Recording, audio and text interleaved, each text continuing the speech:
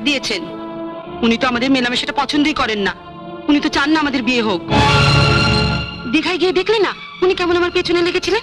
তুমি তো সমুদ্রে নামতেই চাইছিলে না, আমি তোমায় জোর করে টেনে নামাচ্ছিলাম, আর উনি কোত্থেকে এসে তোমাকে টেনে তুলে নিয়ে চলে গেলেন। সেদিন থেকে আমার জেদ চেপে গিয়েছিল তোমাকে আমার করে নেবই। উনি তবে চাকরি দিয়েছেন বলে কি মাথা কিনে নিয়েছেন নাকি?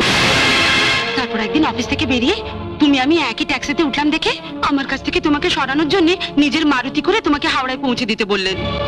ভাগ্যিস আমি বুদ্ধি করে আগে থাকতে গাড়িতে উঠে বসেছিলাম, নইলে তো তোমাকে কাছে পাওয়ার সুযোগই পেতাম না। তারপর যখন অনেক চেষ্টা করে তোমাকে আমার কাছ থেকে সরাতে পারলেন না, তখন উনি তোমার সঙ্গে আমার বিয়ে দেওয়ার জন্য তোমাকে তাড়াহুড়ো করে পার্মানেন্ট করে দিলেন। কোনো রেডি ফ্ল্যাট হাতে ছিল না বলে উনি নিজের এই স্বাদের বাগান বাড়িটা তোমাকে দিয়ে দিলেন।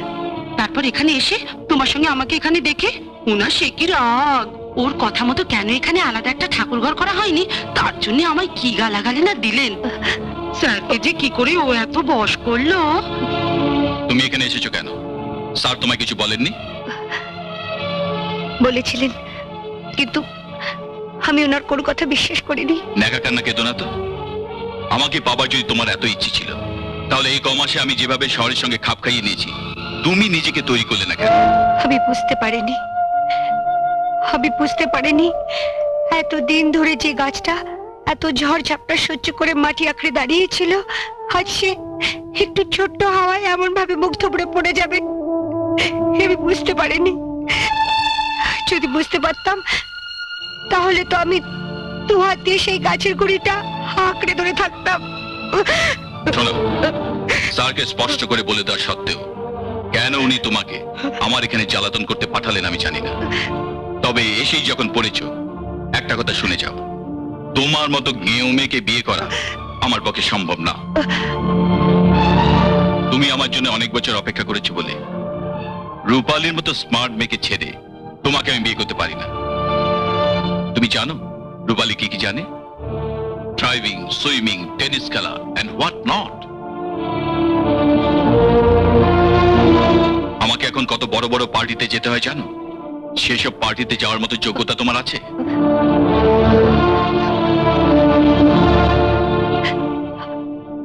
আমি তোমায় ভালোবেসেছি, এছাড়া আমার কিছুই নেই। তাহলে তুমি বলো, তোমাকে বিয়ে করে যদি কোনো পার্টিতে যাই, তখন যদি আমাকে কেউ প্রশ্ন করে যে আপনার মিসেস কি কি জানে, তখন আমাকে মাথা নিচু করে বলতে হবে বাসন মাজতে জানে, কাপড় কাচতে জানে, কয়লা ভাঙতে জানে।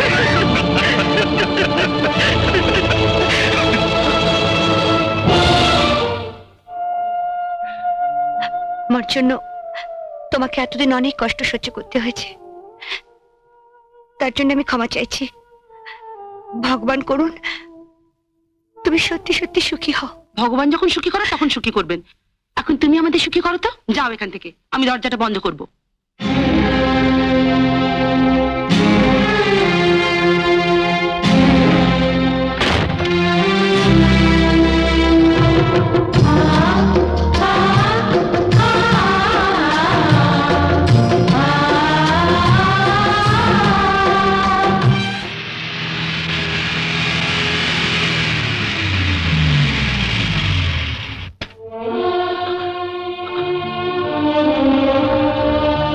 এসো আমার সঙ্গে।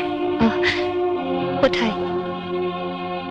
একদিন হাসি মুখে তোমার অনুরোধে আমি তোমার পথ ছেড়ে দিয়েছিলাম, আর যার জন্য পথ ছেড়ে দিয়েছিলাম সে তো আমায় যেতে দিন। মিনতি,